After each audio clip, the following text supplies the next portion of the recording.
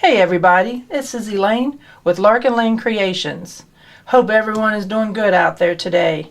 I am going to show you vinyl tile or flooring samples today.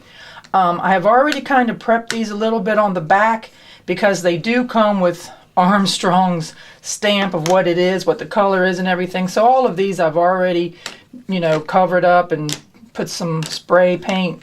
Usually gold is what I use. But what I've done is I have turned them into little signs.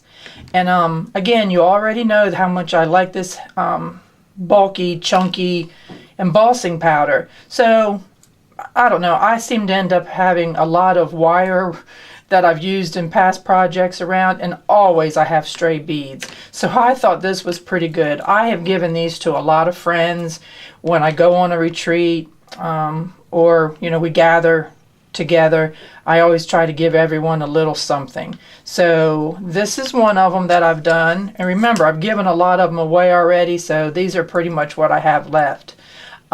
Here is one where I've used these copper colored beads and twisted the wire a different kind of way. And again, the the copper color embossing powder. One thing I do want to say about this is I did have to punch the holes.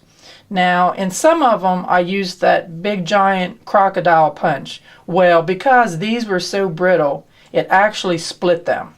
So that turned out not to be such a good idea. So what I did is I went and got my husband's drill. And as long as you put them down flat on top of something, and I use carpet samples, I can drill into it, and it's fast and easy, and it doesn't crack them.